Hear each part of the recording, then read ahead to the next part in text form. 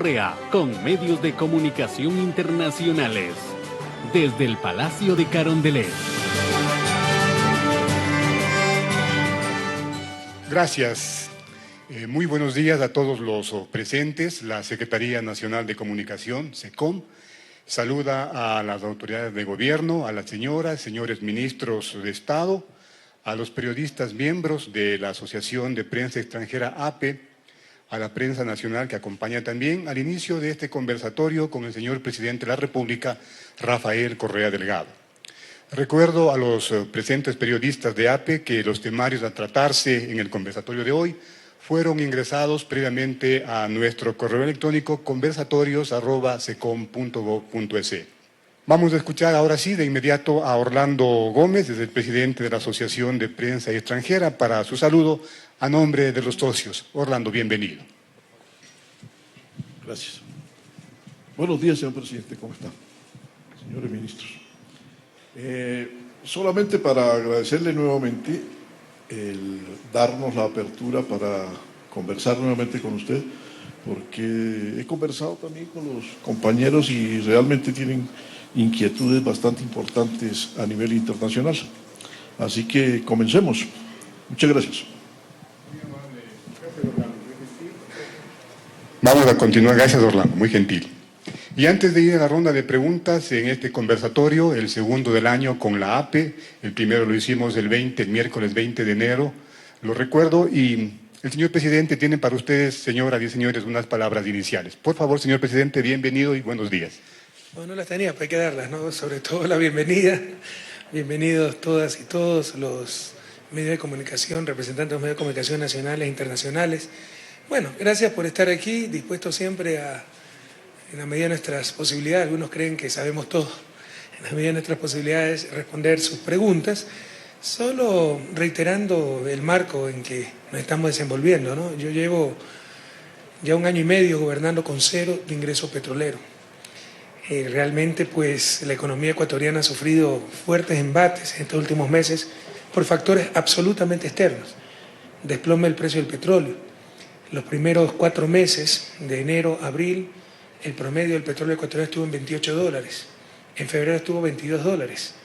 Algunos días de febrero estuvo el NAPO por debajo de los $15. Son los precios en valor real, y más aún considerando los costos de producción, más bajos de la historia. Eso significa que tenemos 0 de ingreso petrolero. Felizmente estos últimos días se ha recuperado el precio, pero incluso si permanece en $50 hasta finales de año, eso nos daría tan solo un promedio que fue el estimado en el presupuesto, alrededor de $35. Por eso tuvimos que hacer algunos ajustes, ¿no?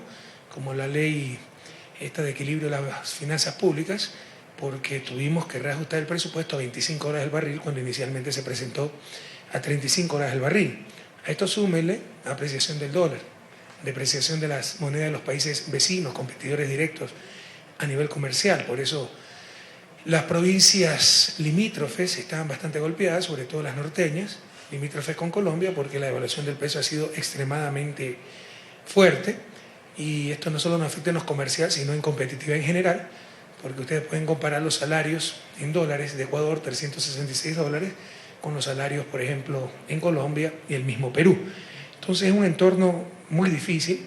El principal instrumento para enfrentar esta clase de problemas, desplome de exportaciones en general, y sobre todo de precio del petróleo, pero se desplomaron las exportaciones en general, es un problema a nivel global de reducción de precios de commodities, etcétera.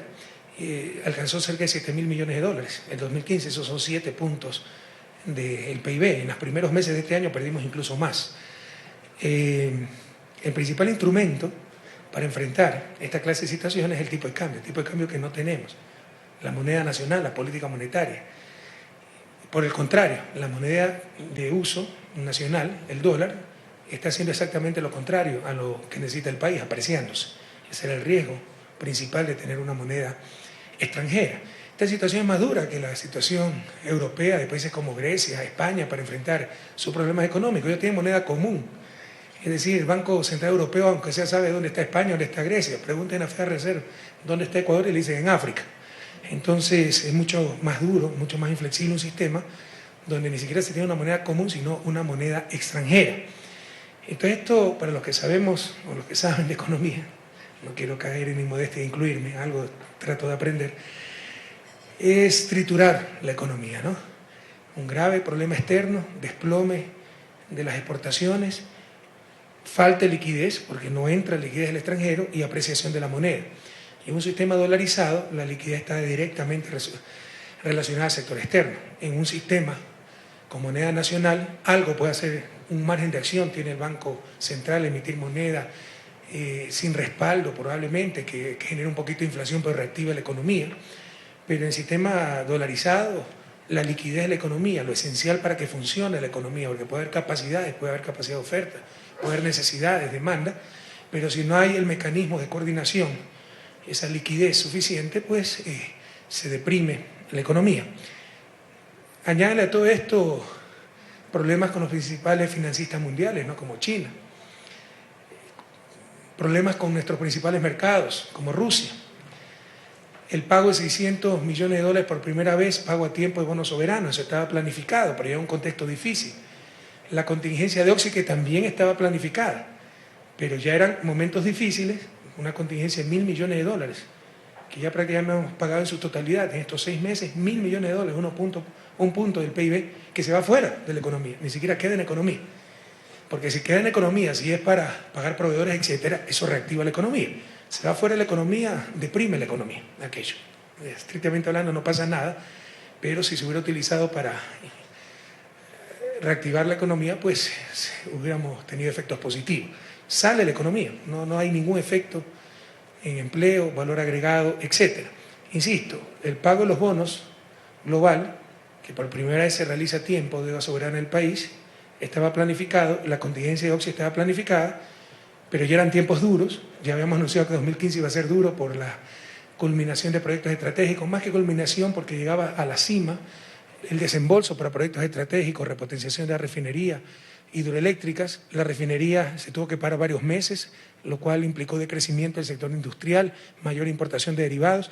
Ya se planificaba un año extremadamente duro, pero además el pago de bonos global planificado, además la contingencia de Oxy planificada, pero con todos los agravantes, desplome el precio del petróleo, la apreciación del dólar ha sido realmente difícil.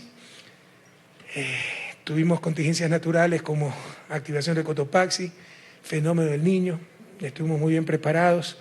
Más que un fenómeno del Niño, tuvimos un invierno bastante fuerte, funcionaron los proyectos multipropósitos, nos han ahorrado centenas de millones de dólares, ha permitido pues que el impacto de este invierno muy fuerte sea mucho menor que otros años.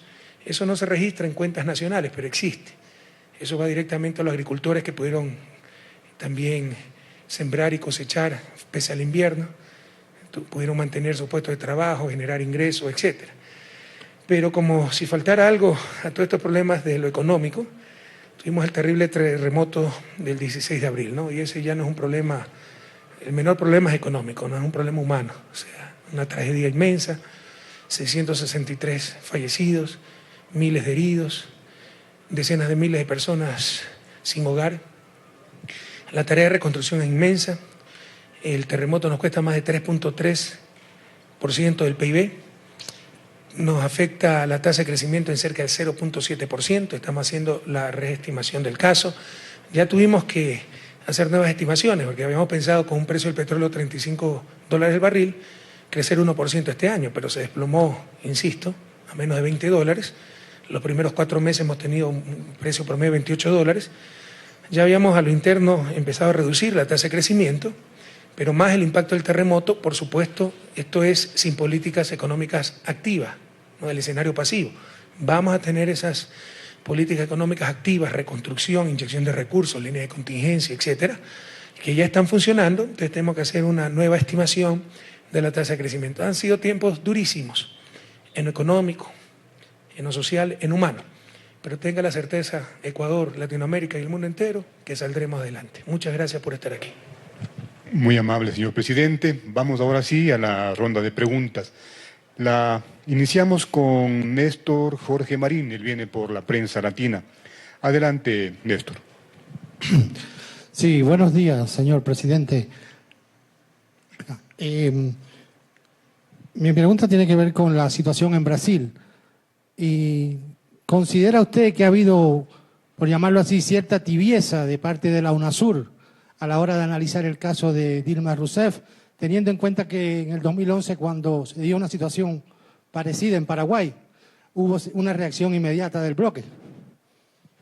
Sí lo creo, ¿no? Y esa arremetida de la derecha regional e internacional ha tenido también efectos en los procesos de integración y en la indiferencia ante cosas que son extremadamente graves, pero como en principio atentan contra los procesos progresistas, gobiernos progresistas, hay que dejarlas pasar, aunque es grave para todos, es grave para la democracia, no para el progresismo latinoamericano.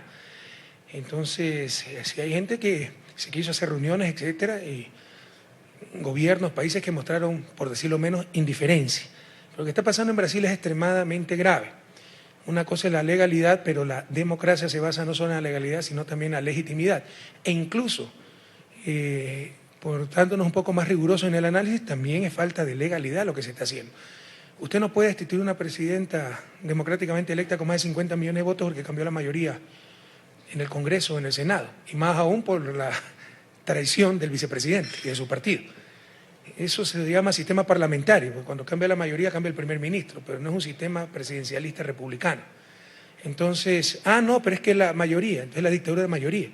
La democracia no es solo quién tiene más votos en una asamblea o un congreso, sino reglas de juego preestablecidas, periodo del mandato, causales para destitución, etcétera. No hay ninguna acusación en concreto contra Dilma Rousseff. Se dicen ambigüedades administrativas. ¿Usted se imagina que un presidente puede ser destituido por decisiones administrativas? Se acabó la gobernabilidad. Lo que está pasando en Brasil es muy grave para Brasil, pero para la democracia en la región es un precedente funesto. Nosotros hemos tomado algunas medidas y yo creo que UNASUR reaccionará más radicalmente cuando ya se acabe el debido proceso. Todavía en principio se está juzgando a la presidenta, no se le ha dado el impeachment, ¿no? Esto tomará algunos meses, ¿no? Mientras tanto ha sido reemplazada por el vicepresidente, pero de separarse definitivamente a la presidenta democráticamente electa, Dilma Rousseff, de su cargo, al menos Ecuador reaccionará con mayor radicalidad. Y yo pienso que UNASUR también lo hará. Es un precedente funesto para la región. Muy bien, vamos a seguir. Andrés Reliche, del siguiente invitado, él viene por la agencia Andes. Por favor, adelante. Gracias, presidente. Buenos días, señores ministros, compañeros.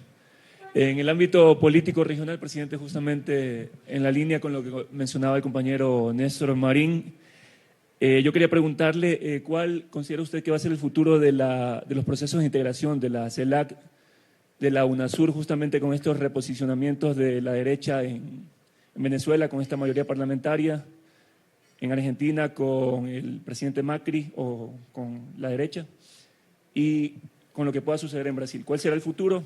Mira, yo le puedo decir de mi experiencia, que ya tengo algunos años en esto, que hasta hace pocos años la orientación ideológica de un gobierno no era impedimento para apoyar la integración. Trabajamos muy bien con gobiernos de derecha, Juan Manuel Santos, Sebastián Piñera, etcétera, etcétera. Pero el denominador común era respeto a la democracia, derechos humanos, integración, entre otros. Y por supuesto tenemos diferencias entre cuanto a libre comercio, que ¿cómo se llama esta? Alianza del Pacífico, cuestiones así, pero estos principios básicos, democracia, derechos humanos, integración, todo el mundo lo compartía. Pero es tal la radicalización del ataque a la derecha ante su desesperación de que ha sido derrotada consistentemente en los últimos 10 años, ese ataque. O sea, esto no es solo ideológico, es político y geopolítico. La preocupación de Estados Unidos de que se le vaya a la mano la OEA, de que tengamos nuestros propios espacios de resolución de controversias, que vemos un ataque muy agresivo también a los procesos de integración. En estos momentos hay una absurda competencia, si quiere, entre OEA y organismos regionales, ¿no? Por ejemplo, CELAC, UNASUR, etcétera. Quieren reivindicar la OEA. Revise la historia de la OEA. O sea, la OEA vio desaparecer en la Guerra de las Malvinas, ¿no? Cuando se respetó absolutamente el Tratado de Protección, ahí no de inversiones, ¿no? Sino de asistencia recíproca frente a cualquier agresión extracontinental. Y Estados Unidos, aplastando el tratado, el TIAR, aplastando la Carta Democrática y los principios de la OEA, apoyó a Inglaterra, ¿no? En la Guerra de las Malvinas. ahí debió acabarse la OEA.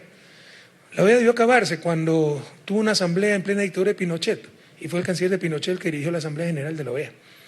Entonces, todos sabemos lo que ha sido la OEA.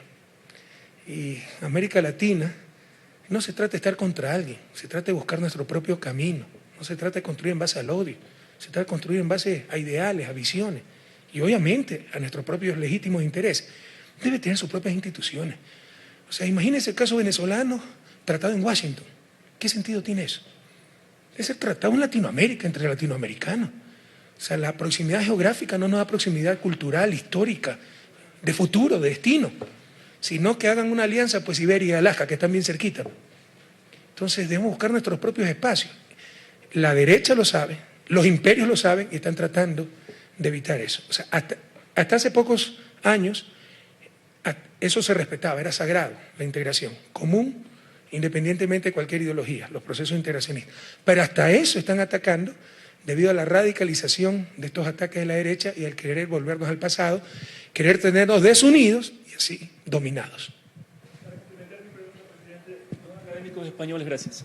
Dos académicos españoles que trabajan en Ecuador o que están radicados en Ecuador, Francisco Sierra del CIESPAL y Fernando Casado del IAEN, proponían hace unos días en una entrevista con Andes que usted podría, o ellos decían que usted sería una figura ideal para liderar o para profundizar estos procesos de integración luego de que usted deje la presidencia. ¿Cuál es su criterio o cuál es su opinión sobre esta propuesta o esta sugerencia? Gracias. Que no me ayude tanto, compadre. Yo, como he dicho al país, después de terminar mi presidencia quiero retirarme un poco, disfrutar de mi familia, reponerle todo el tiempo que he dedicado a otras cosas, sacrificando el tiempo que le debía a ellos. Entonces, para mí sería un honor servir a la patria grande, pero yo he anunciado que quiero tomarme un tiempo, incluso ir a radicarme a Bélgica unos años, de donde es oriunda mi esposa y mis hijos tienen doble nacionalidad. Mire, el éxito de un dirigente es dejar gente mucho más capaz que él. Y yo creo que estoy dejando gente mucho más capaz. Hay muchos cuadros en Ecuador que pueden tomar la posta para la presidencia, para la vicepresidencia, para la asamblea, y muchos cuadros que podrían ayudar muchísimo en la integración regional. Ya que tocamos el tema de ir a Bélgica, miren lo que uno tiene que enfrentar, ¿no? Y cómo hace Mutis por el foro la prensa. Si yo le dijera a uno de mis oponentes, usted no puede salir del país, usted tiene que quedarse aquí, no está acusado de nada, ¿no? Pero como yo creo que usted es un ladrón corrupto, usted tiene que quedarse aquí, no puede unirse con su familia, ya me tendrían en la CDH, en el Tribunal de la Haya, criminal de lesa humanidad, de todo. Eso es lo que están repitiendo a cada rato la oposición. ¿No? Que yo no puedo salir del país atentando contra mi derecho a la movilidad, mis derechos humanos, y porque de acuerdo a ellos, pues tengo que responderles por no sé qué. Y nadie dice nada. ¿Usted se imagina lo que es eso para la familia de uno? Que con tanta esperanza espera el momento de poder disfrutar en familia, en paz un tiempo, después de 10 años muy duros, muy intensos, muy satisfactorios. Y como dije en el mensaje de la Nación, el mayor honor que puede recibir un ciudadano es ser presidente de la República, pero también con su cuota de sacrificio. Entonces, poder estar con la familia un tiempo, en paz, devolver a mi esposa todos los años que ha pasado en Guayaquil, en Ecuador, por estar con mis suegros, con mis hijas que estoy allá, pero eso me lo está negando la oposición. O sea, atentando contra todo derecho humano, contra todo principio, atentando contra mi integridad, atentando contra mi familia. ¿Qué dice la prensa? Mutis por el foro. Esa es la hipocresía que tenemos que enfrentar día a día en Ecuador y en el mundo entero. Seguimos en este conversatorio, señor presidente. Vamos ahora a pedir la palabra a Robinson Robles, él viene por la televisora Hispan TV. Adelante, Robinson. Gracias, señor presidente. Tengo que hacerle dos consultas distantes la una de la otra, pero sin duda que han generado mucha atención desde la parte geopolítica donde le voy a preguntar. La primera es, hace unos 10 días la Asamblea Nacional del Ecuador ratificó un acuerdo comercial entre el Ecuador e Irán, asunto que fue también ratificado por el Parlamento iraní. Esto abre las puertas y las posibilidades de inversiones bilaterales sur-sur, hasta ganar-ganar, decían. La pregunta es, ¿Cómo está ese proceso para poder en realidad tener este polo económico en beneficio para el Ecuador y que se puedan desarrollar negocios? Se hablaba de una oficina comercial que debería abrirse en Irán, no se ha dicho nada al respecto, no se ha informado oficialmente sobre esto y sin duda alguna ha llamado la atención. La otra es una propuesta que usted ha lanzado y que ha generado inquietud a nivel internacional y es el generar una consulta popular para evitar que candidatos políticos que tengan dineros en paraísos fiscales puedan postularse o que por lo menos la ciudadanía niegue esa posibilidad. La cuestión sería si es que el tener dinero en paraísos fiscales es una ilegalidad per se. ¿Hasta qué punto la Corte Constitucional daría paso a eso, el Consejo Nacional Electoral? ¿Y cuál sería el mecanismo que usted tiene previsto en cuestión de plazos? ¿Será para febrero del 2017, para las próximas elecciones? Por favor. Ok, muchas gracias. Sobre la primera pregunta, mire cómo es la doble moral del mundo, ¿no? Por eso digo, el orden mundial no es solo injusto, es inmoral. Cuando nosotros cometimos el pecado de abrir embajada con Irán, coincidencialmente, por esas cosas de la vida, empezamos a aparecer en las listas negras del Gafi, grises, rojas, con puntitos púrpuras, anaranjados, qué sé yo. ¿Ok? Entonces, y nos acusaron de financiar lavado de activos, de permitir lavado de activos, financiar terrorismo. Mientras que en Bogotá la embajada iraní está hace muchos años. Mientras que Brasil comercia grandemente con Irán. Mientras que Francia, no solo que tiene un gran comercio con Irán, durante la época de Ahmadinejad y todos ellos, ¿no? Sino que incluso tiene una comisión, ¿cómo le llaman? Un comité en el Congreso de franco-iraní, ¿ya? Pero éramos Ecuador, un gobierno de izquierda. Ellos no pueden tener la falta de respeto, la audacia de tomar decisiones soberanas. Y nos empezaron a dar con todo. Y nos impidieron, no pudimos vender un banano a Irán. No pudimos abrir cuentas bancarias para que puedan pagar las importaciones potenciales que harían del país, etc. Ahora que ellos sí levantaron las sanciones con Irán, ahora sí todos tenemos permiso para negociar con Irán. Ese es el mundo. Esa es la realidad. Bueno, pero dado que esa es la realidad, cuando se levantaron las sanciones, incluso desde antes que veíamos que ya se iban a levantar las sanciones, teníamos toda una estrategia, más bien direcciones, para profundizar el intercambio comercial con Irán. Irán es un país de 80 millones de habitantes, un país de los mayores productores de petróleo del mundo, un país prácticamente sin pobreza, además con alta tecnología, capacidad de financiamiento, etc.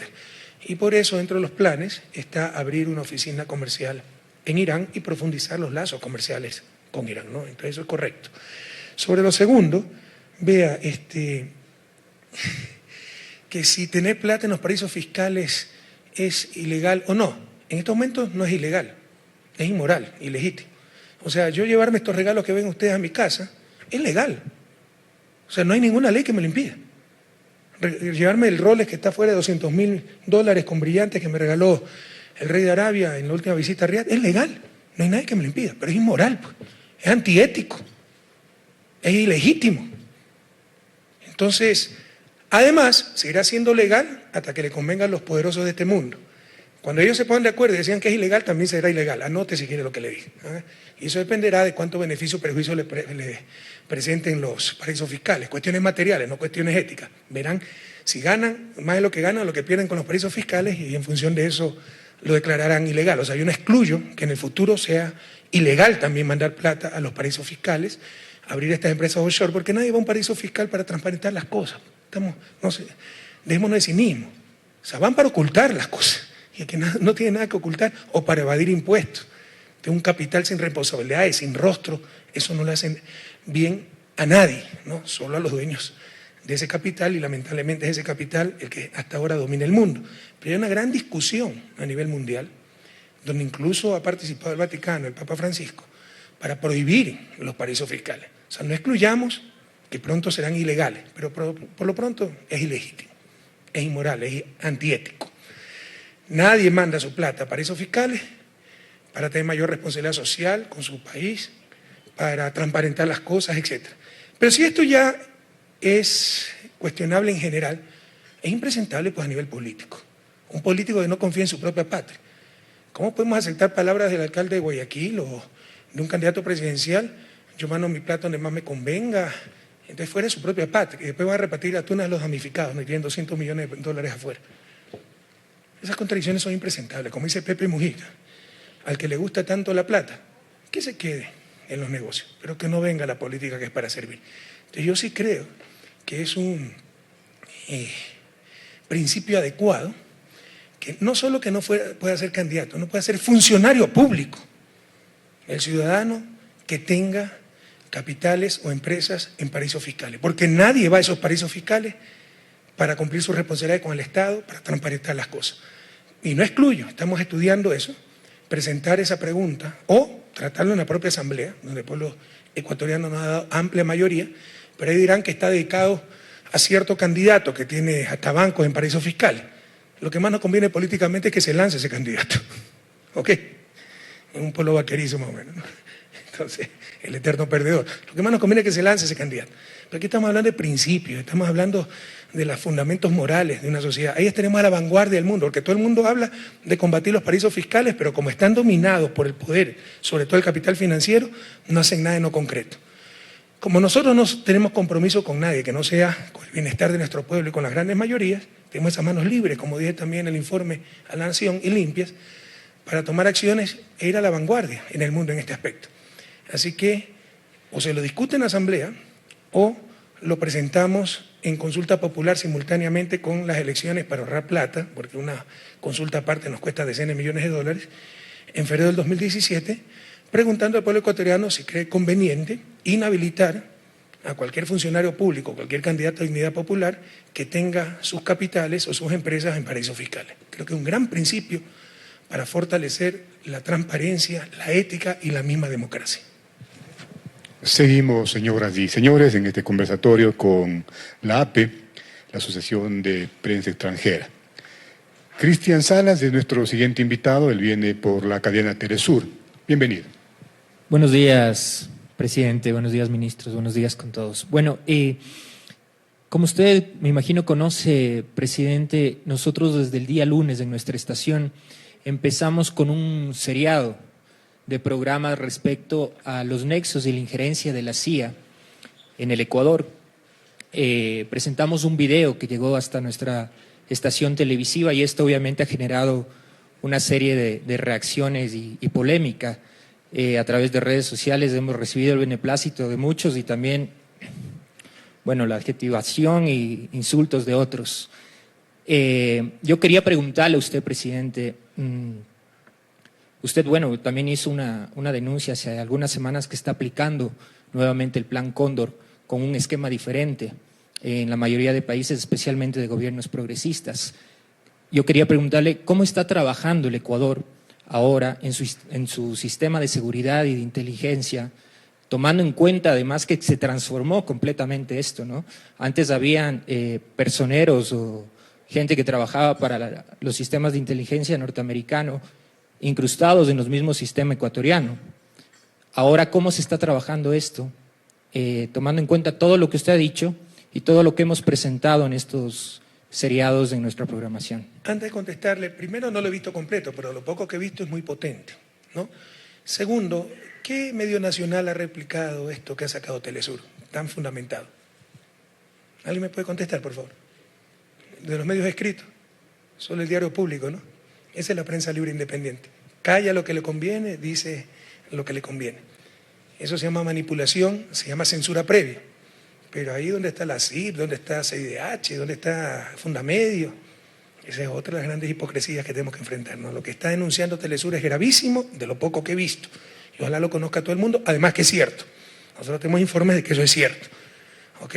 National Endowment for Democracy es el brazo financiero de la CIA, como en Venezuela, como en Bolivia. Financia ya no pues a la Cruz Roja, no, financia grupos para que educación en democracia le hace desestabilizar al gobierno, ¿no? Y una serie de movimientos opositores. Participación ciudadana, que dice que para transparencia de las elecciones ahora están en un proceso, parte de su estrategia es de legitimar la institucionalidad del país, para ver si nos ganan las próximas elecciones, sin importarle el daño que le hacen al país. ¿Quién puede dudar de la transparencia de las elecciones ecuatorianas? O sea, si el Consejo Nacional Electoral manipula los resultados, como perdimos en Quito, o cómo perdimos alcaldías fundamentales en el 2014, ¿no? Es parte de su estrategia, ya poner el colchoncito por si pierden, ir hasta la OEA a decir, venga, patroncito, a cuidarnos porque somos corruptos los ecuatorianos, no tenemos capacidades propias, venga, no sea malito patrón, a cuidarnos las elecciones. ¡Qué vergüenza! Bueno, cómo retroceden décadas en dignidad, en soberanía, etcétera. Parte del proceso entonces es de legitimación de las instituciones. Dicho sea de paso, participación ciudadana también financiada por Banco Guayaquil, pero son los que nos dan cátedra de democracia, transparencia y todo aquello. Y eso lo sabemos hace tiempo. Y sabemos que hay agentes de la CIA actuando. O sea, claramente directores de inteligencia eran preparados, pagados, cooptados por la CIA. Y ahora son políticos que van en las marchas y todas esas cosas. Hay financiamiento para grupos opositores, hay estrategia articulada, redes sociales, supuestas páginas web, supuestos analistas políticos, supuestos políticos, ¿ya? Supuestos investigadores para generar escándalos, etcétera. Esta es una acción concertada, ¿no? Financiada adecuadamente para desgastar y, si es posible, desestabilizar a nuestros gobiernos. Yo lo he dicho desde hace mucho tiempo, así que creo que lo que está diciendo Telesur, pues le agradezco muchísimo porque ratifica todo lo que hemos tenido que enfrentar. Ustedes están dando nombres y apellidos de quiénes son los cabecillas de la CIA en Ecuador y están en lo correcto. Nosotros lo sabíamos. Por eso expulsé en el 2008 a esta señora Suat, que con su venta de alfombras aquí en Avenida González Suárez, ahí entraban hasta comandantes de la policía a pedir instrucciones. Y era la jefe de la CIA, y una serie de políticos y una serie de periodistas también, ¿no? Eso debe saber el pueblo ecuatoriano y debe saber toda América Latina. Sobre lo segundo, ¿cómo estamos combatiendo esto? Con dignidad, con soberanía, usted lo ha mencionado, y con técnica, obviamente. Después del ataque a Angostura, donde vimos la vulnerabilidad de nuestro servicio de inteligencia, cómo nos había traicionado el jefe de inteligencia, ¿no? Cómo estaba cooptado el sistema de inteligencia por las embajadas extranjeras. Créame, o sea, los equipos los recibían de la embajada de Estados Unidos, la inteligencia, unidad de inteligencia militar, policial, sueldos de Estados Unidos, las camionetas, las computadoras, que cuando yo pongo un alto a eso van a retirar las computadoras porque eran de ellas. ¿Ya cómo se llamaba la unidad esta de la policía? Unidad US, unidad de ni sé cuántos especiales, el mayor Silva, ¿se acuerda? Que cuando yo digo esto se acaba, no puede seguir la injerencia tan grave de una embajada extranjera en esto, van y retiran las computadoras, porque hasta las computadoras eran de ellos, camionetas. Se recibían, no les interesaba cuánto era el sueldo, porque recibían las bonificaciones por parte de la embajada. Ese era el país que recibimos. Todo eso ha sido reorganizado. Hoy tenemos la Secretaría Nacional de Inteligencia, se pudo adquirir mejor tecnología, ¿no? Coordinar capacidades. Sin embargo, todavía tenemos infiltración, todavía hay niveles que quieren actuar independientemente, por cuenta propia, etcétera, pero hay una mucho mejor coordinación que antes, mucho más patriotismo, mucha más lealtad, mucha más dignidad, mucha más soberanía. Y así trataremos de combatir esto, pero es muy difícil. Hay un nuevo plan Cóndor en marcha, se nos han venido y se nos irán viniendo con todo, pero no se preocupen, venceremos. ¿Okay? UIS es Unidad de Investigaciones Especiales. Créanme, cuando esa gente se reportaba para nombrar al director del UIS, lo aprobaba la embajada. Créanme, o sea, para nombrar, por eso se cortó, por eso me enteré. Cuando yo quise hacer una reestructura, no es que tú lo tienes que aprobar la embajada porque la embajada financia. ¿Cómo? Se acabó el financiamiento, se llevaron hasta las computadoras grandes y con información adentro. Ese era el país que encontramos. Perfecto, vamos avanzando. Mercedes Álvaro, nuestra siguiente invitada, por favor, viene por Ecoaméricas. Adelante, es tan amable.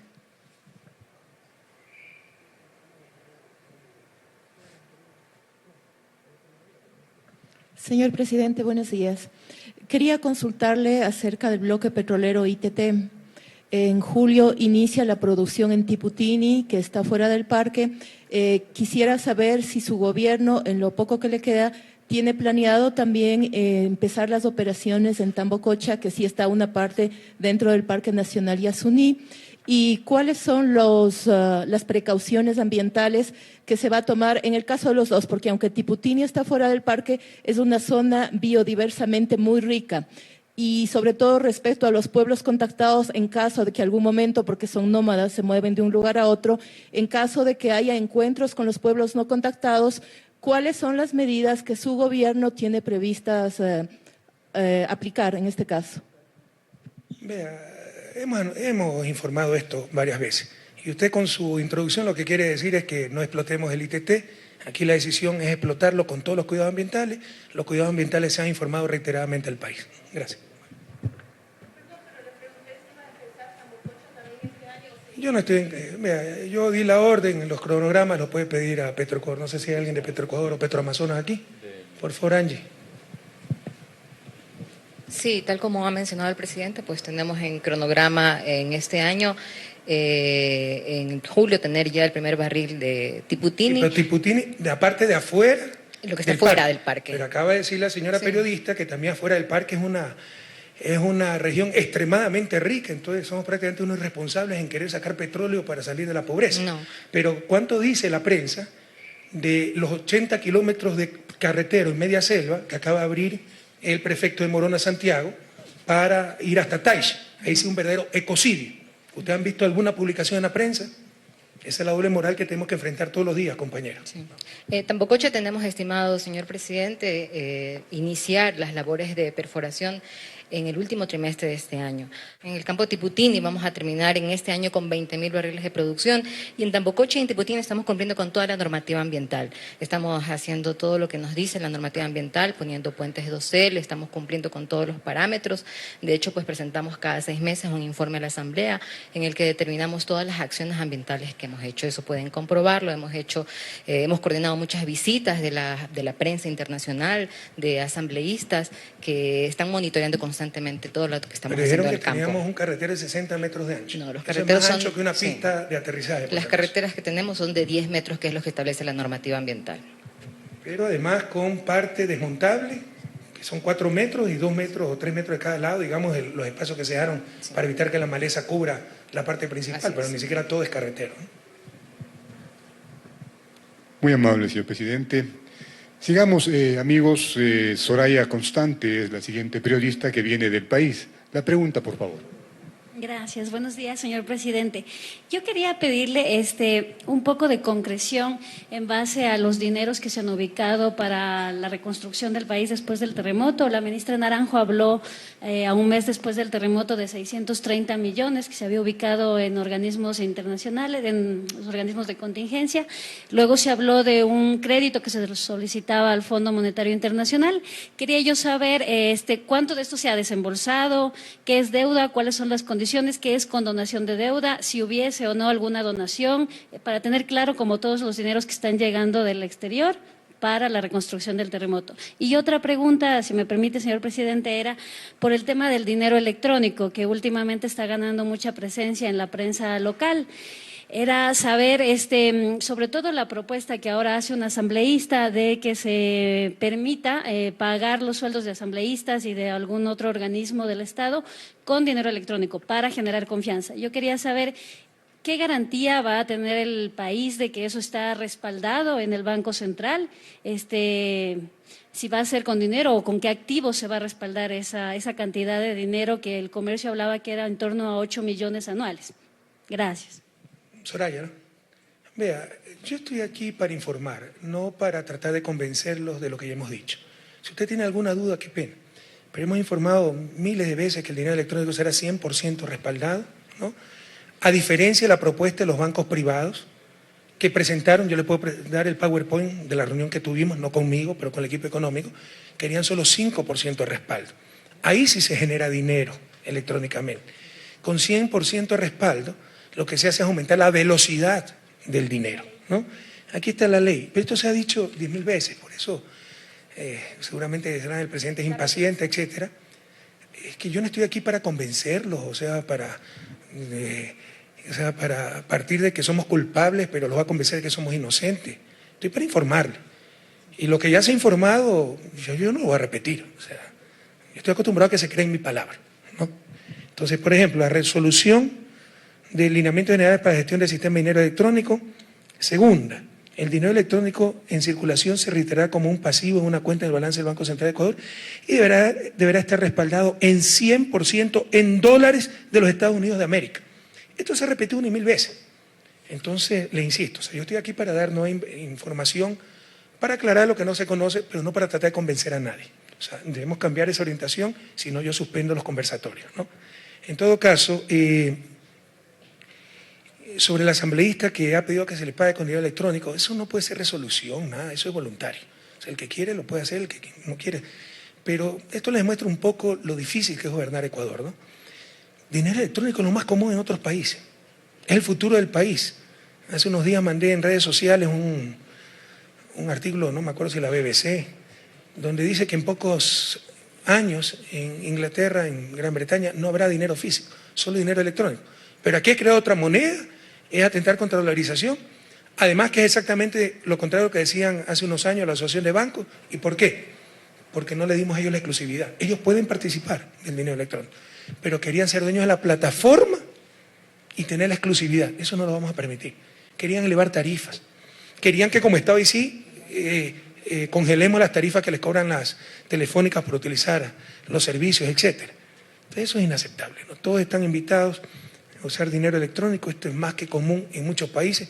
No es crear una nueva moneda, es el mismo principio que la tarjeta de débito.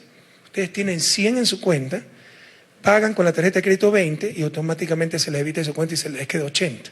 Es el dinero que tienen. En lugar de tener un plástico, tienen un celular. En Corea hasta el bus se paga con el celular. Pero por boicotear al gobierno, qué daño que le hacen al país, nos retrasan décadas en el avance hacia el desarrollo, que es atentar contra la dolarización, crear otra moneda, etcétera, ¿no? Son 93 países que están utilizando dinero electrónico. Por aquí es crear una nueva moneda. O sea, 93 países tienen bimonetarismo, de acuerdo a los que sostienen estas barbaridades. Sobre las cuentas del terremoto también se ha informado, no le puedo dar todos los detalles, ¿no? Pero con todo gusto Semplaes le mandará. Son más o menos 630 millones, a ver, aquí está, 660 millones en 3 líneas de contingencia que teníamos programadas siempre. Por eso dijimos, en lugar de tener plata por el colchón, nosotros utilizaremos hasta el último dólar. Esa política salvó decenas de vidas. No se verán, pero mucho más importante es lo que no sucedió. Imagínense por un instante si no teníamos el puente Bahía San Vicente. Si la gente a las 7 de la noche después del sismo tenía que cruzar en Gabarra, que no funciona en oscuridad, ¿no? El estuario del río Chone. Y cómo llegábamos con vituallas, con equipos de rescate por tierra. Todo eso hizo el puente Los Caras, construido en nuestro gobierno. La gente huyó de Pedernales y fue al Carmen por la nueva carretera construida por la Revolución Ciudadana. Pudimos llegar con hospitales móviles, hubo atención para todos porque estaban abastecidos los hospitales con medicinas, con talento humano completo, etcétera. Pese a que se nos derrumbaron 3 hospitales. Hubo aviones, helicópteros, nada de eso había antes de nuestro gobierno. Yo llegué al gobierno con un helicóptero volaba, un helicóptero mediano se llama, ¿no? Los MI o el Super Puma francés. Hoy tenemos 12. Entonces, ahí está la inversión. Dijimos, hasta el último centavo se invertirá. ¿Y qué pasa en caso de emergencia? Nadie está loco para decir que no se necesita plata en caso de emergencia. Lo que decíamos es que hay medidas más eficientes para enfrentar esa emergencia.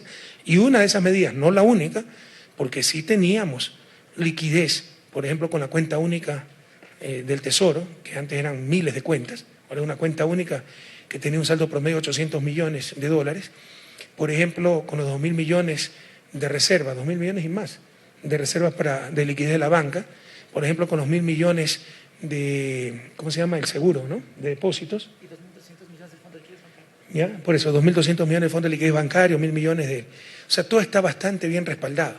Pero ya no es que se incautaba, básicamente, como era el FEIREP. Cualquier cosa que supere tal precio del petróleo va al FEIREP, 70% para pagar anticipadamente deuda, 10% para educación y salud, para guardar las apariencias, y 20% en caso de desplome del precio del petróleo o emergencias. Y tenían congelada esa plata, no la tenían congelada, tenían en el extranjero al 1 o 2% de interés y al mismo tiempo nos endeudábamos al 8%. Imagínense un padre de familia que sale en contra cada mes en $200, ¿ya? Pero tiene guardado $200 bajo el colchón y presta al vecino $200 al 8 o 10%. ¿Alguno de ustedes haría eso? Eso es lo que hacía el país y eso es lo que defienden algunos.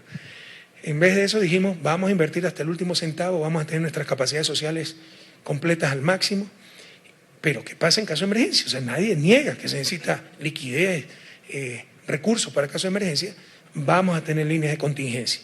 Esa línea de contingencia ha funcionado bastante bien, son 660 millones, solo 300 millones del BID, que nos ha permitido solventar muchos gastos, alimentación, combustible, medicamentos, etcétera. Ya se me ha gastado más de 200 millones, ¿no? 160 desembolsados, pero ya está comprometido más de 200 millones, o sea que falta es pagar, pero ya están, o sea, consumidos más de 200 millones, pagados 160, y les insisto, o sea, tenemos 660 millones de líneas contingencia, 100 millones más va a venir la cooperación francesa, 400 millones de Fondo Monetario, para aquí una acotación. Entendamos, porque ya vendrán los de siempre, que una emergencia destruyó a Manabí Esmeralda, pero impacta a todo el país. Por ejemplo, la reconstrucción implica más de 160 millones adicionales de importaciones en un sector externo que ya tiene grandes presiones. Entonces, este préstamo del Fondo Monetario, ¿cómo es que se llama exactamente? Bueno, es para balanza de pagos, estabilización de balanza de pagos. Entonces, para financiar déficit en el sector externo, parte de ese déficit que se incrementa producto directo del terremoto. Y bueno, el resto pues se financiará con las medidas que tomamos, la ley solidaria, que nos liberará poco a poco, de aquí hasta un año, no inmediatamente, cerca de 1.000 millones de dólares, con un flujo de unos 50 millones mensuales, con algunos picos, ¿no? 50 millones es lo que nos daría el IVA, con algunos picos cuando se recaude en tres meses, en 3 cuotas se va a recaudar los otros ingresos, ¿no? El 0.9 de patrimonio, etcétera. Entonces, se espera recaudar unos 1.000 millones, pero que vendrán poco a poco. Entonces, básicamente ese es el financiamiento para atender la emergencia. Ustedes ya saben, la reconstrucción cuesta 3.344 millones de dólares, de los cuales el sector público tiene que pagar cerca de 2/3, 2.253 millones de dólares, como piso, no como techo. ¿Por qué digo esto? Porque esto calcula el valor de reposición de lo que se perdió. Pero algunas veces para reponer hay que hacer inversiones adicionales. Por ejemplo, comunidades costeras que viven en zona de riesgo, en rellenos mal hechos, al lado del barranco. ¿Por qué viven ahí? Porque tienen que cuidar sus fibras. Ustedes tienen que sacarlos de ahí. Está destrozado, Chamanga, La Chorrera, etc. Tienen que sacarlos de ahí. Están viviendo en carpas. Pero no se van a ir si no les aseguramos el cuidado de sus fibras. Y tienen razón. Entonces, para eso hay que construir un puerto artesanal, que no es que se está reponiendo, no existía, pero hay que hacerlo para que se pueda reubicar la gente. Todo eso suma costo y suma gasto. Entonces, este es un piso, el sector público serán 2.253 millones de dólares el costo de reconstrucción. Muy amable, señor presidente. Vamos a invitar ahora a Salvatore Foti, está con nosotros, viene por la agencia Lindro. Si están bondadosos, adelante. Muy amable, muy buenos días, señor presidente. Ahora le pido una apreciación, si fuera posible, entonces, sobre la postura de la Asociación de Bancos Privados en el país. Porque ellos dan una postura que para usted sobre el dinero electrónico dijeron una cosa en el 2006, creo, y 2011, perdón, y luego dijeron otra. Entonces yo quisiera saber una apreciación suya. ¿Es una postura técnica la de la Asociación de los Bancos o es una postura política que inclusive quiere influir en las próximas, ya muy cercanas, campaña electoral del país? Sin duda, política y económica. Pero primero una precisión, el artículo que envié sobre Cash will soon be a thing of the past, ¿no? Es de World Economic Forum, ¿ok? No era de la BBC, del World Economic Forum. Es un artículo que envié por redes sociales. Son las dos cosas, política y económica. Económica porque quieren para ellos el negocio, querían la exclusividad. Ya hay bancos que están participando en el dinero electrónico, por si acaso. Eran ciertos bancos que también a su vez tienen posturas políticas porque los dueños están de candidatos, ¿no? Pero basta ver lo que decían en el 2011, en el propio boletín de la Asociación de Bancos. Decían todo lo contrario, que el dinero electrónico no es una moneda adicional, que sirve para inclusión económica y financiera, porque la gente va a abrir su cuentita en cooperativas, en bancos, para poder tener dinero electrónico.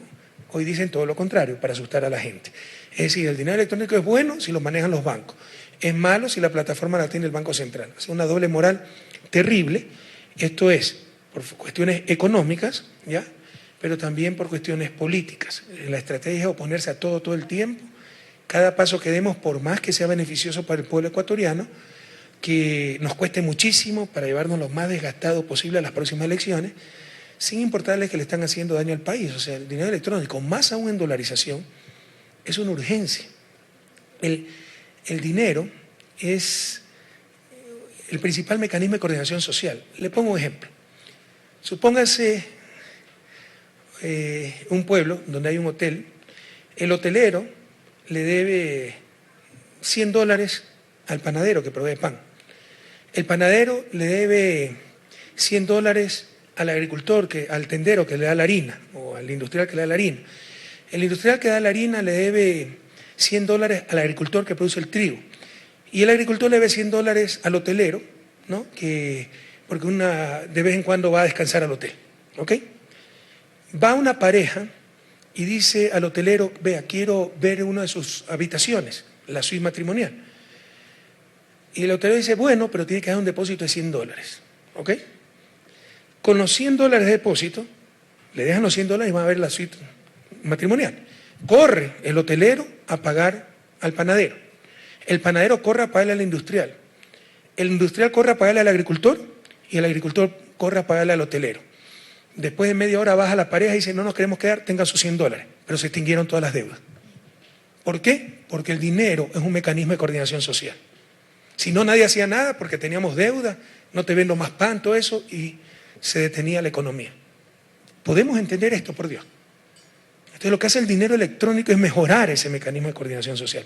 Pero hay gente tan irresponsable que por hacerle daño al gobierno que fracase la economía. Que tengamos capacidades ociosas, tengamos demanda latente, nos falte el vínculo de coordinación por la dolarización, porque la liquidez depende de lo que entra del sector externo y se han desplomado las exportaciones, pero que fracase el país con tal de que fracase Correa. Ojalá la gente discierna esto, pues, y sepa establecer las responsabilidades en las próximas elecciones. Entonces, es político hacernos el mayor costo a cada paso que demos, por obvio que sea, pero también económico, querían el negocio para ellos. Por si acaso, esto no es exclusivo, en descargo de la Asociación de Bancos, esta posición no es exclusiva solo de la derecha, de capital financiero, también de la izquierda infantil.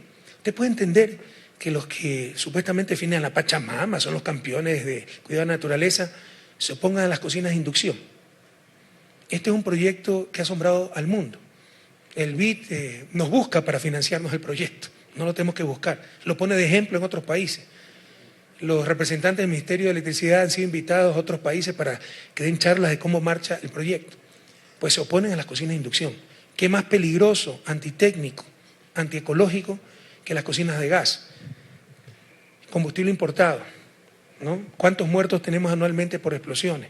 Un sistema de distribución absolutamente absurdo, no es por tubería, es por tanque, riesgosísimo. Recontra contaminante, ¿ya? Pero no, queremos la cocina de gas y no la cocina de inducción y nos oponemos a las cocinas chinas de Correa, a las cocinas de inducción de Correa. Por si acaso, la mayor parte de cocinas de inducción que se han vendido no son chinas, pero hasta eso dice, ¿ok? Sin embargo, eso va a tener éxito. Ya tenemos casi 400.000 cocinas. Alemania tiene 800.000 con 90 millones de habitantes, nosotros 400.000 con 16 millones. Son tan buenas y la diferencia de precio es tan grande que esperamos acabar. Queríamos tener hasta el 2017 3 millones, va a demorar un poquito más, tal vez hasta el 2021, 2022. 3 millones cubre prácticamente todas las familias ecuatorianas, todos los hogares, pero creemos que podemos superar el 1 millón hasta entregar al gobierno porque el crecimiento de la demanda por cocinas de inducción, por lo buenas que son, por el nivel de satisfacción es muy alto. Pero hasta eso se oponen, las marchas son contra cocinas de inducción. Esa es la oposición que hemos tenido que enfrentar todos estos años, ya irracional, ya absurda. ¿Y por qué? Su estrategia es oponerse a todo el tiempo para ver si le hacen daño a Correa, así le hagan daño al país. La historia nos juzgará. Perfecto. Vamos avanzando. Gonzalo Solano es nuestro siguiente invitado. Él viene por la agencia P. Presidente, buenos días, compañeros, señores ministros. Buenos días. Presidente, en vista de que está, por acá, en vista de que está subiendo el precio del petróleo y se ha estabilizado alrededor de los $50, ¿cuáles son las previsiones económicas de crecimiento o decrecimiento, como usted lo ha señalado, para este año? Además, a finales de este año y empezar abiertamente la situación de campaña política y eso generará nuevas presiones sobre el sector económico. ¿Es posible, se aventuraría usted a dar alguna previsión de la economía para el próximo año? Para el próximo año sí, el próximo año seguro tenemos crecimiento, estamos sembrando para el futuro. Nosotros tuvimos que cargar con el muerto, ¿no? O sea, ¿quiénes pagaron los 6.000 millones para las 8 hidroeléctricas? La Revolución Ciudadana. Pero ¿quién va a recibir los 1.300 millones de ahorro anuales por tener esas 8 hidroeléctricas? El próximo gobierno. Nosotros no trabajamos, siempre le hemos dicho, por las futuras elecciones, sino por las futuras generaciones. O sea, de seguro el próximo año, a no ser de que se complique mucho más el mercado petrolero, tendremos crecimiento porque estamos estabilizando la economía, estamos haciendo los ajustes necesarios, siempre cuidando el bienestar de los más pobres y la gran mayoría. El ajuste ecuatoriano ha sido el más grande de la región. Hemos bajado entre 2015 y 2016 6 puntos más o menos, ¿no? En el programa de inversiones. ¿Ya? Corriente de inversiones. O sea, ha sido el ajuste que nos sigue será la mitad, 3 puntos. El de Brasil, ¿cuánto fue? Pero de lejos es el más grande. Pero como no han sido los garrotazos de subida de la gasolina, subida de la electricidad, subida de la telefonía, subida del transporte, entonces no ha habido ajuste de acuerdo a los opositores. Tenemos el ajuste más grande de América Latina. Dicen que no ha hecho nada el sector público, hemos hecho muchísimo. Poniendo el ejemplo, nos redujimos los sueldos, se recortaron viáticos, subsistencia. Este año no se ha comprado, creo que un carro se ha comprado en los últimos meses que fue una motobomba para un municipio que necesitaba urgentemente. O sea, se ha hecho un ajuste muy fuerte. Lo hemos hecho tan bien que la gran mayoría, los más pobres no lo han sentido y por eso para la oposición que está acostumbrada a los garretazos del Fondo Monetario no ha existido. Es el ajuste más fuerte de América Latina. Entonces estamos dejando todo listo para que el próximo gobierno pues tenga un entorno mucho más fácil del que nosotros hemos tenido en los últimos años, porque años anteriores sí tuvimos un buen entorno económico y lo aprovechamos muy bien. Hicimos las cosas muy bien, lo cual nos ha permitido soportar de mejor manera los tiempos difíciles. Yo siempre pongo esta analogía, ¿no? Es como si el capitán del buque se encuentra con una tormenta y la tormenta es culpa del capitán del buque. Por el contrario, gracias a todas las inversiones que se han hecho en el buque, podemos atravesar de buena manera la tormenta, si no hubiéramos naufragado hace ratos. En todo caso, como le decía al inicio, ¿no? O sea, no perdamos la perspectiva, o sea, la mediocridad en la discusión política del Ecuador es tal que todo es culpa del gobierno. Ustedes saben que toda la región está en dificultades económicas, pero mucho más Ecuador, no por culpa del gobierno, porque nos pusieron una camisa de fuerza y el cinismo es tan grande que después nos acusan de no saber boxear. Esa camisa de fuerza se llama dolarización. O sea, si hubiera tenido tipo de cambio, enfrentar estas circunstancias hubiera sido, no les exagero, 50 veces más fácil. Pero como no tenemos tipo de cambio, tenemos que inventarnos salvaguardias, drogas, etc. Todas esas funciones las hace una depreciación de la moneda y mucho más eficientemente. ¿Ya? Encarece las importaciones y da más ingresos a los exportadores. Nosotros tenemos que hacer malabares, ¿no? Salvaguardias para cierto grupo de bienes, diferenciar las tarifas, el ingreso que obtenemos, devolvérselo en impuestos a los exportadores para que sigan siendo competitivos. Todo eso es producto de que no tenemos moneda nacional. Y les insisto, o sea, siempre estuvimos preparados para tiempos difíciles, pero nos cayó todo de golpe. Incluso es ineficiente, o sea, como algunos piensan, ¿no? Tener 10.000, 11.000 millones de dólares bajo el colchón. ¿Sabe el efecto recesivo en desempleo que eso hubiera implicado? Hay analistas que hablan de eso, ¿no? Entonces ya está ineficiente. O sea, usted puede estar preparado para riesgos razonables, pero que le caiga un meteorito en la casa, pues asegurarse para eso y gastar 50% del salario mensual como padre de familia para asegurarme que no le caiga un meteorito en la casa, ya es ineficiente, es absurdo, es una locura, ¿no? Entonces estuvimos bien preparados para riesgos razonables. Pero nos ha caído todo de golpe, insisto, desplome los precios del petróleo, apreciación del dólar, colapso del mercado ruso, desaceleración de China, lo programado, bonos global en diciembre, la contingencia de la Oxy, volcán Cotopaxi, invierno recontrafuerte, terremoto. O sea, saca la probabilidad de que todo eso ocurra en 1 año y medio. Es prácticamente nula y no ocurrió. Y lo hemos hecho bastante bien, por si acaso, ¿eh? Ajuste de Ecuador, 6%. El que nos sigue es Brasil con 2.3%. Colombia 1%, Costa Rica 1.4%, México 1.5%. Tenemos el ajuste más grande de la región. Entonces, con lo que estamos haciendo, el próximo gobierno crecerá. Nosotros estamos reestimando la tasa de crecimiento. El terremoto ya se calculó, afecta la tasa de crecimiento en 0.7%. Ya le hemos revisado hacia la baja por el mayor desplome de precios del petróleo, porque tuvimos 4 meses terribles, enero, febrero, marzo, abril, terribles, ¿no? Con ausencia de liquidez, caída de exportaciones, falta de financiamiento, etcétera. Entonces, revisamos la tasa de crecimiento a 0.3, 0.4 sin terremoto.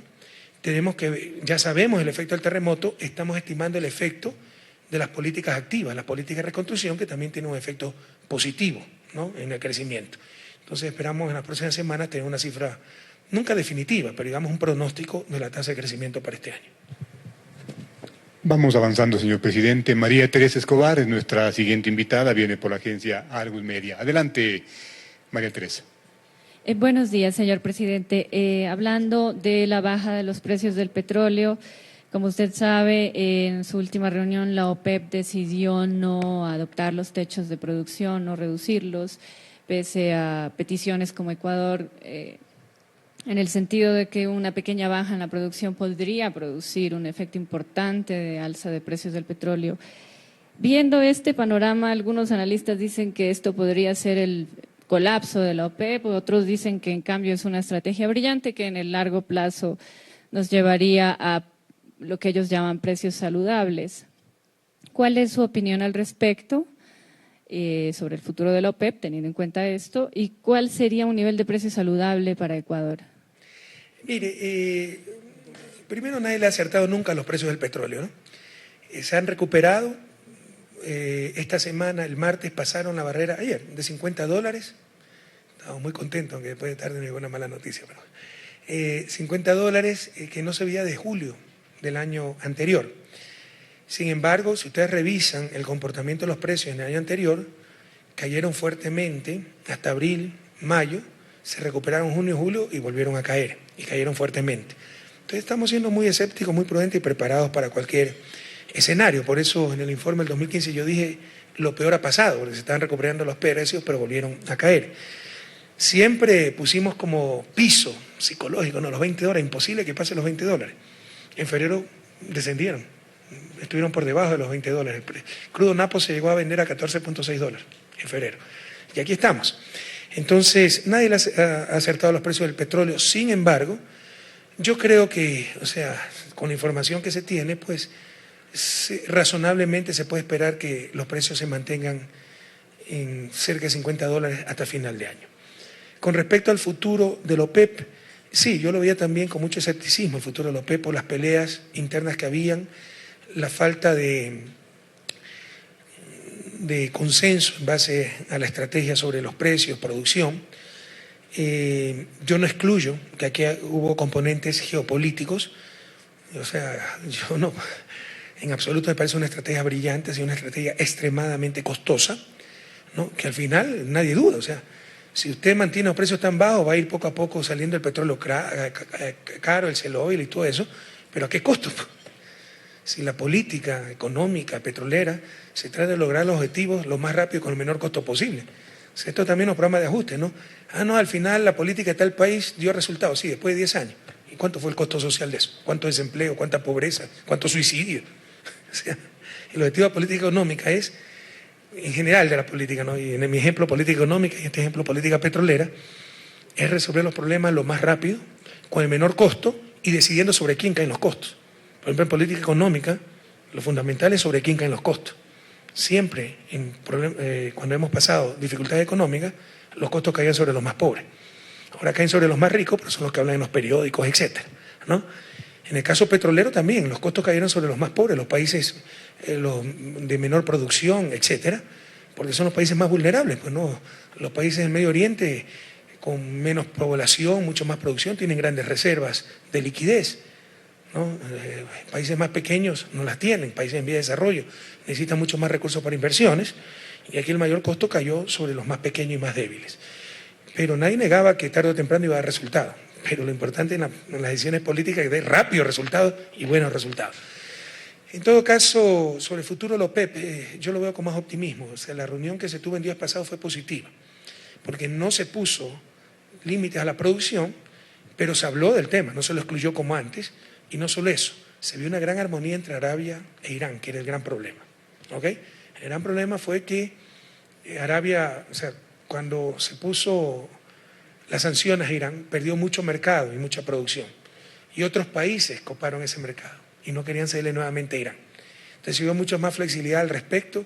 Se habló del derecho de Irán de recuperar su nivel de producción anterior. Se vio una armonía entre Arabia e Irán, que era el mayor peligro para el futuro de la OPEP. Entonces, por el contrario, ¿no? En función de la última reunión, yo más bien estoy optimista con respecto a la solidez de la OPEP en el futuro. Creo que otra pregunta me hizo, contesté todo lo que quería. Pero yo tenía otra pregunta aquí a continuación, registrada. Usted me preguntó un precio saludable, perdón. Un precio saludable, sí. Por supuesto, mientras más alto el precio, mejor para los países productores. Pero, o sea, yo creo que tomo 50, 60 dólares un precio bajo, que nos perjudica a todos, porque se han suspendido muchas investigaciones en energía alternativa, dado que están tan baratos los combustibles fósiles. El problema es que pasado ese margen, 50, 60, se vuelve nuevamente rentable el shale oil, aumenta la oferta y empiezan de nuevo los problemas. Entonces hay una barrera de mercado en cuanto a la incorporación de nueva producción. Pero yo le diría, para el caso de Ecuador, o sea, nadie espera tampoco un barril de 200 dólares que destroce, tritura a los países consumidores, pero 50, 60 dólares seguiría siendo un barril barato, más aún con los costos de producción que enfrentamos, porque a medida que envejecen los campos, el costo de extraer es mucho más alto. ¿No hace uso de su segunda pregunta? Mi segunda pregunta es con relación al anuncio de Ecuador de que se podrían vender algunos activos del Estado para financiar los esfuerzos de reconstrucción después del terremoto. Y en ese sentido quería preguntarle específicamente sobre la venta de sopladoras. ¿Se va a vender el activo en sí o va a ser una concesión? Y también cómo avanzan los procesos de apertura al capital privado en el caso de Flopec, de TAME y de la estatal cementera. Ok, déjeme poner en contexto la pregunta, porque la situación en este sentido del país es compleja. Tenemos muchos activos por la inversión que hemos hecho todos estos años, con lo cual derrumba el discurso de la oposición de que se ha derrochado la plata. Si se hubiera derrochado la plata no tendríamos activos. Esa liquidez se ha convertido en hidroeléctricas, en multipropósitos, en buques para Flopec, etcétera, etcétera. Pero también tiene activos el Estado, fruto de la crisis bancaria. O sea, con la crisis bancaria, cuando quebraron los bancos, el Banco Central se quedó lleno hasta de museos, de cuadros, todas esas cosas, suites en estadios de fútbol. ¿Ya? Todo eso se ha tratado de vender durante todos estos años. Pero no ha sido sencillo, porque además hay algunos bienes en disputa, por ejemplo, los canales incautados. No es que ahora hemos querido vender TC Gamma Edición, siempre han estado en venta, siempre habían estado valorados. Pero cada vez que había un interesado, los Isaías amenazaban que le van a enjuiciar, que como se vaya este gobierno va a recuperar los canales y todo eso. ¿Ya?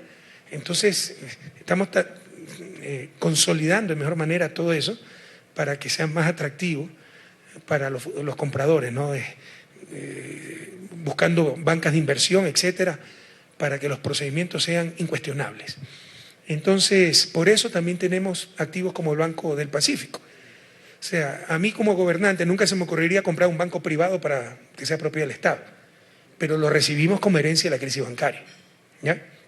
Entonces, esos activos, en buena hora sí se pueden vender. Yo ya había pedido la valoración del Pacífico hace varios meses atrás. Y TC y Gamavisión estaban valorados y estaban a la venta. Los equipos técnicos están trabajando, se está avanzando. Ya Sopladora, tenemos varias alternativas. Vender el activo, no se vende la empresa, lo inconstitucional es vender la empresa, se vende el activo. Pero también estamos viendo alternativas de concesión. Porque sí, o sea, a mí no me gusta hacer esto. Algunos compañeros de la izquierda dicen, Correa está privatizando, se está derechizando. Bueno, ojalá se hayan enterado que tenemos un terremoto de casi 8 en la escala Richter. Entonces, hay circunstancias que superan el análisis ideológico, usted tiene que responder a la realidad. Entonces, pero en principio le digo, a mí sí me molestan las concesiones. ¿Cuál es el concepto de concesión? Que se planifica una carretera, lo que estamos haciendo con el puerto de Pozora. Viene el inversionista, en el puerto de Pozora el Estado no pone un centavo, pone su plata, ¿ya? Y en el caso de la carretera, pone su plata, construye la carretera, le permitimos poner un peaje, que cobre por el peaje y recupere su inversión, tenga una ganancia razonable, y después el bien pase de nuevo al Estado, porque es un bien público, servicio público, etc. Pero la idea es que él ponga inversión y construye, asuma riesgo. A mí me molesta mucho esa concesión de que la carretera esté hecha y tenga usted para que la maneje y recaude nomás. Y eso sería un poco de sopladora. Por eso estamos estudiando muy bien las alternativas, pero le insisto, debemos ser muy realistas del grave problema que tenemos por la necesidad de reconstrucción y por los problemas que venimos arrastrando a nivel económico, con un barril que se cayó por debajo de los $20, lo cual era impensable. O sea, hace unos meses era impensable eso. O sea, estamos preparados hasta un barril de $20 porque era ya haciendo un esfuerzo de imaginación a lo sumo a lo que se podía llegar. Pues cayó el crudo napo por debajo de los $15. Entonces debemos ser realistas al respecto. Sobre Flopec, TAME, todo eso se avanza en los procesos, ya sea de apertura al capital privado, en el caso de las empresas estratégicas que de acuerdo a la Constitución no se pueden vender, ¿ya? Pero TAME sí podría venderse en principio. Entonces tenemos varias alternativas y hay varios interesados. Alianza estratégica, apertura de capital o venta al sector privado. Yo soy socialista del siglo XXI. O sea, mis objetivos es alcanzar la justicia social, la supremacía del ser humano sobre el capital, de la sociedad sobre el mercado, no que el Estado gerencie. Yo creo que el Estado es un mal gerente. Es un buen asignador de recursos, ¿no? Deben ir los recursos a las escuelas, es lo que se llama en teoría económica eficiencia asignativa. Creo que con el Estado bien manejado, con su visión integral, tiene mayor eficiencia asignativa que el sector privado que se rige solamente por el lucro. Entonces, si más lucrativo esté una discoteca que una escuela, el sector privado va a ser la discoteca, pero socialmente no es lo más deseable. Pero dado que está la discoteca, mejor lo va a gerenciar el sector privado, el dueño, ¿no?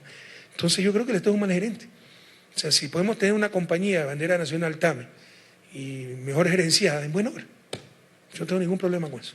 Okay. Muy amable, presidente. Vamos a pedir excepto ahora... los sectores estratégicos, eso ha sido otra cosa, por seguridad, por soberanía, etcétera. ¿Se han puesto plazos para terminar estos procesos de apertura de capital o concesión? O sea, vamos lo más rápidamente posible, ¿no?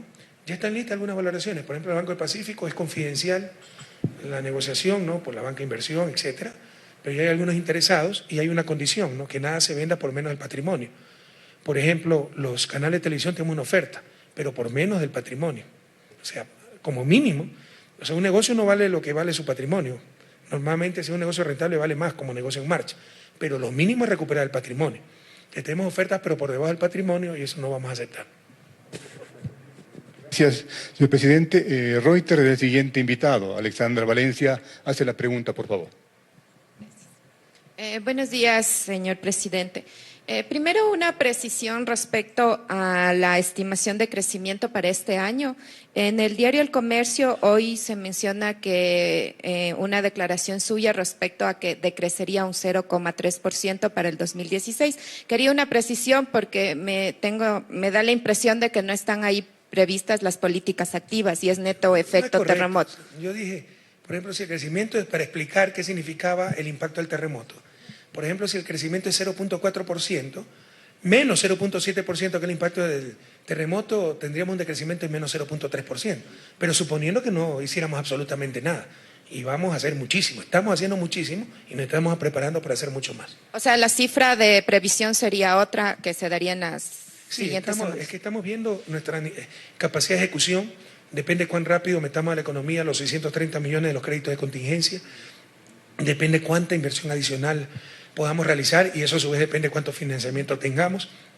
Entonces estamos reestimando todo. Ya, ok. Y la pregunta, presidente, es ¿cómo está la situación con el pago de los proveedores que tiene el Estado? Especialmente aquellos proveedores, no sé si hay internacionales en la lista que hay retrasos, ¿a cuánto ascendería? Y si se está negociando algún tipo de acuerdo, especialmente con proveedores internacionales. O sea, las deudas no están subiendo, están bajando, ¿no? Porque, insisto, o sea, el año pasado y principios de este año fue terrible.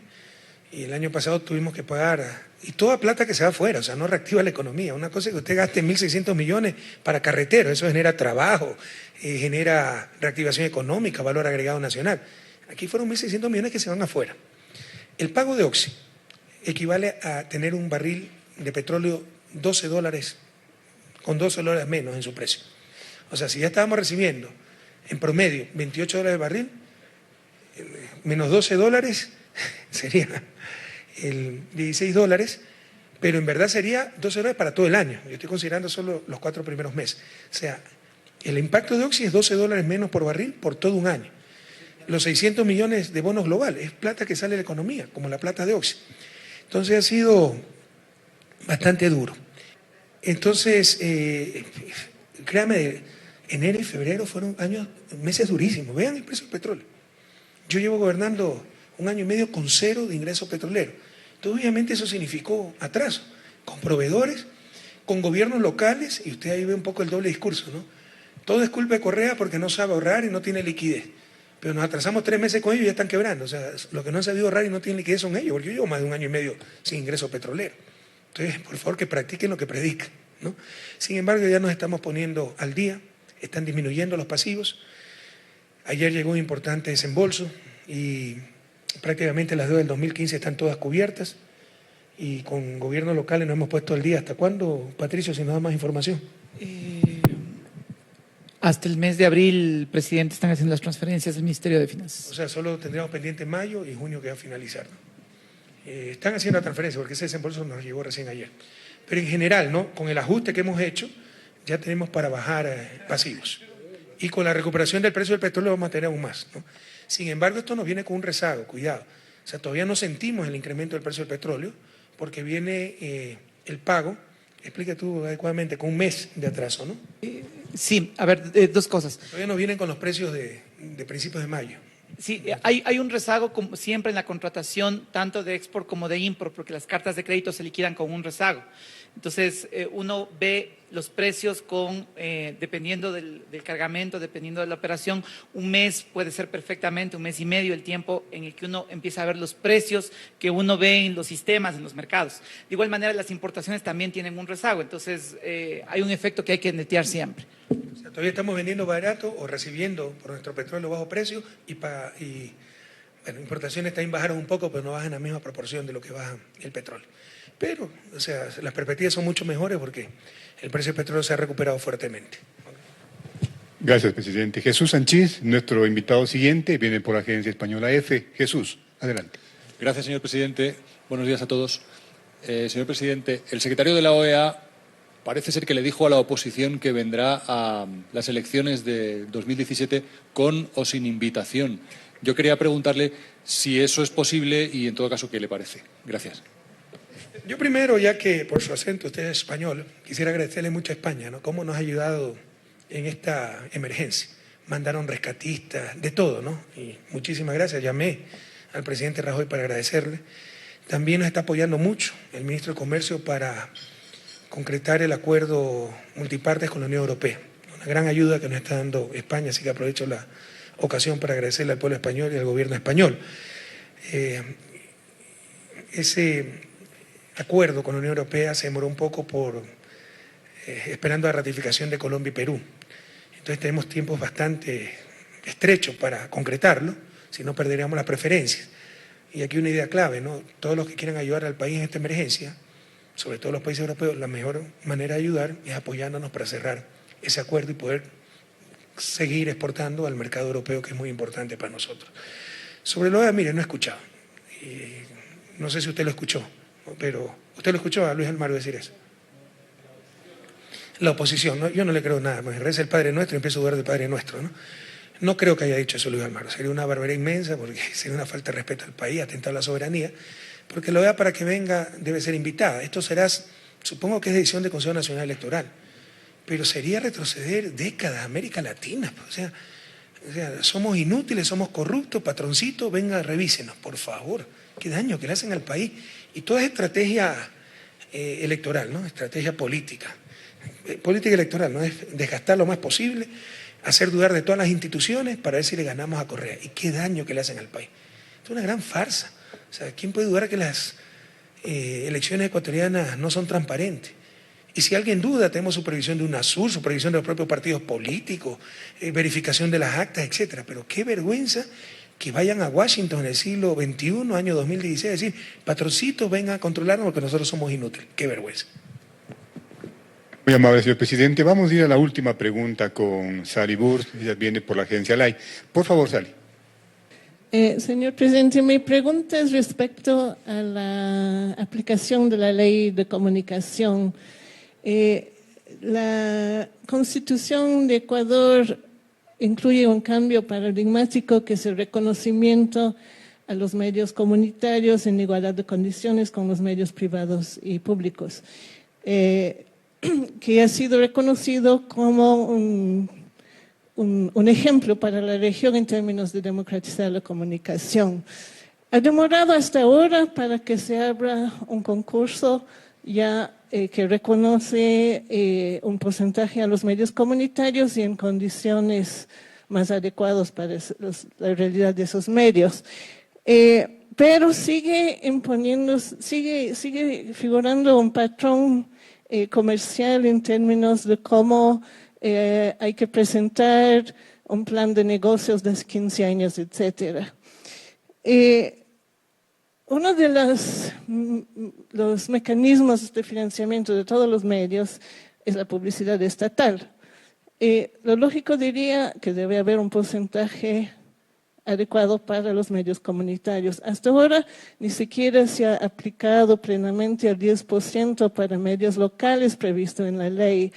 Tampoco se ha reglamentado el artículo de la Constitución que dice que hay exención de impuestos para importación de equipos para los medios comunitarios.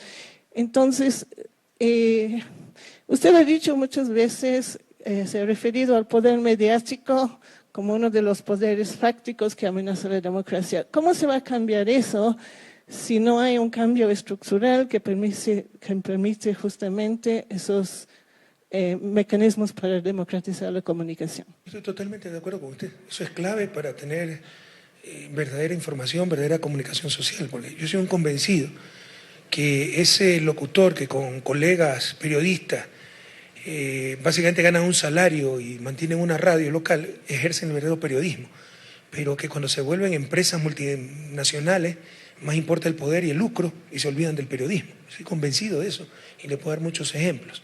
Pero no ha sido fácil. Acuérdese usted que hasta el 2013 no teníamos mayoría en el Congreso, en la Asamblea, que para aplicar el mandato constitucional, la Constitución no solo ordenaba la democratización del espectro, ordenaba tener una ley de comunicación. Daba un año plazo para tener esa ley. Nos demoramos 4 años para tener esa ley, porque una y otra vez la boicotearon los medios de comunicación y sus representantes en la Asamblea. Tuvimos necesidad de la victoria contundente en el 2013 para tener mayoría absoluta en la Asamblea. Siguieron tratando de boicotear ese mandato constitucional aprobado en las urnas y después nos dan cátedra de democracia, ¿no? Pero se aprobó la ley de comunicación, pero eso fue recién en 2013. De ahí han una y otra vez boicoteado también el concurso de frecuencia, sembrando dudas, etcétera. Ya está listo. Fue una lucha política enorme, ¿verdad? Todo lo que van a sacar, etcétera. Pero usted lo ha dicho, la Constitución ordena que 1/3 de ese espectro, que antes se repartían entre la argolla, entre los mismos de siempre, a dedo, ¿no? Ahora por concurso tiene que ir a medios comunitarios, 1/3 a medios públicos y 1/3 a medios privados con fines de lucro. Está el concurso.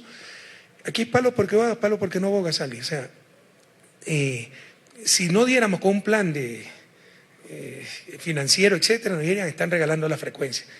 Parte del concurso es demostrar la sostenibilidad financiera que va a tener el medio, por eso se han puesto esos requisitos, pero en eso pues, tienen todo nuestro apoyo para brindarles asesoría, etcétera, a los medios comunitarios.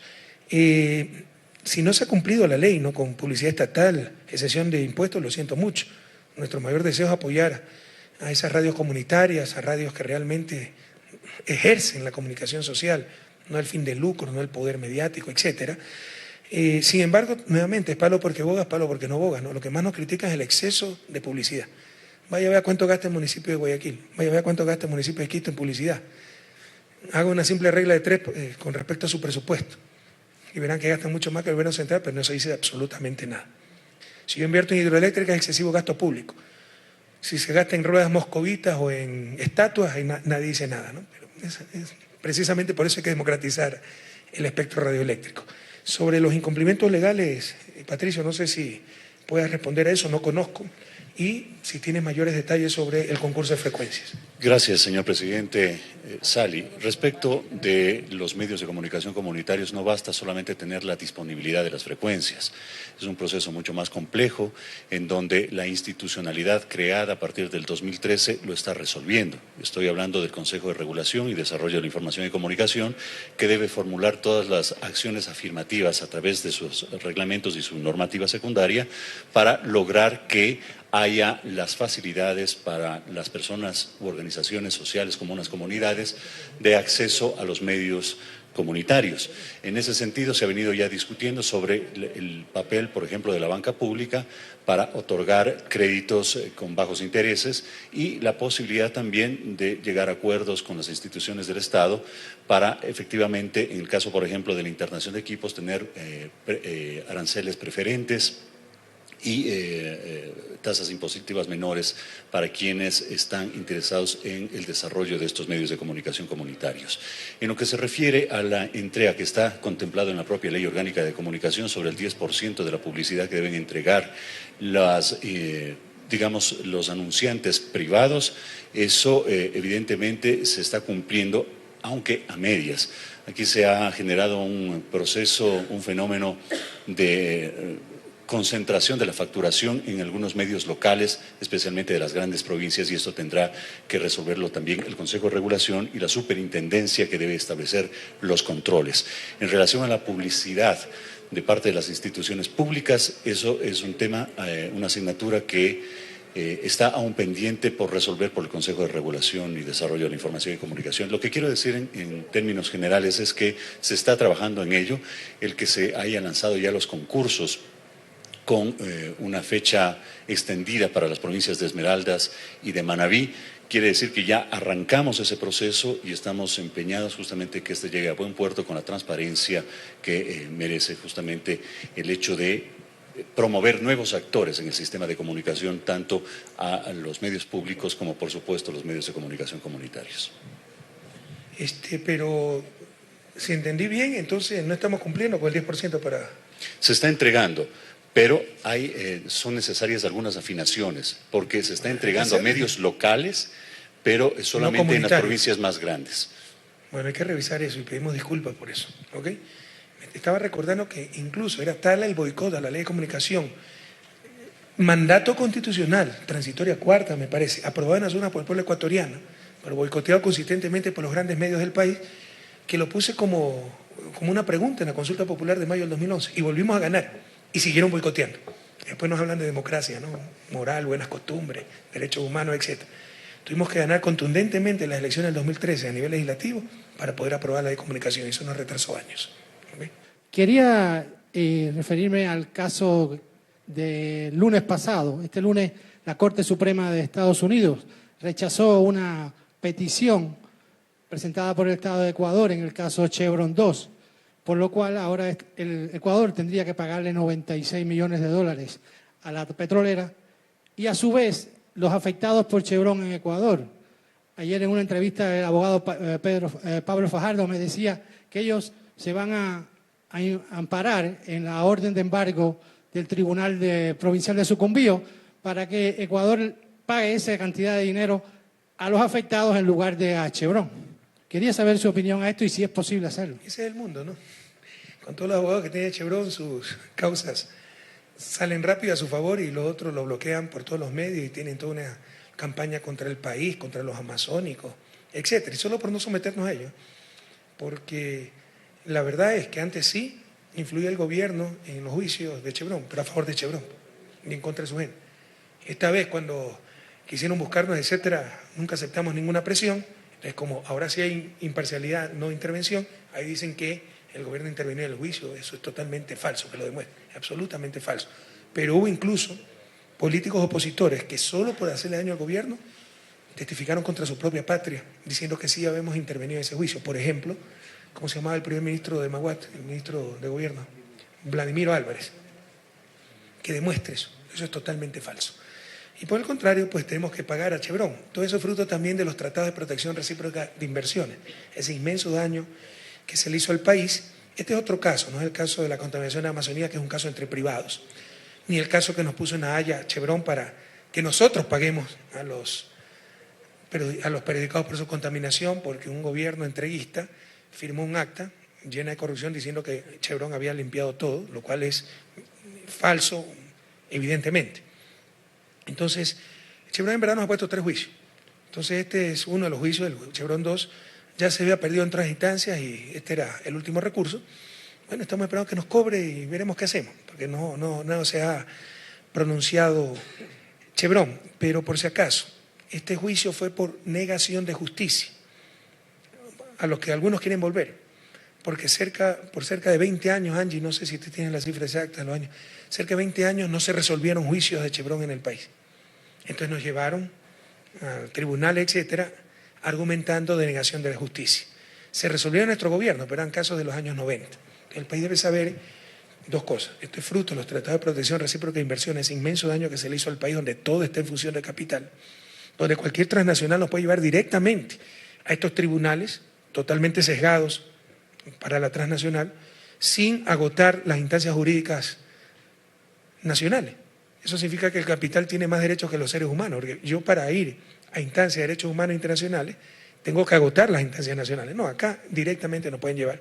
Y es fruto de la mal funcionamiento del sistema de justicia ecuatoriano, porque durante varios años, me parece 16, 17 años, casi 20 años, no se resolvieron los juicios de Chevron y nos demandaron entonces por negación de justicia.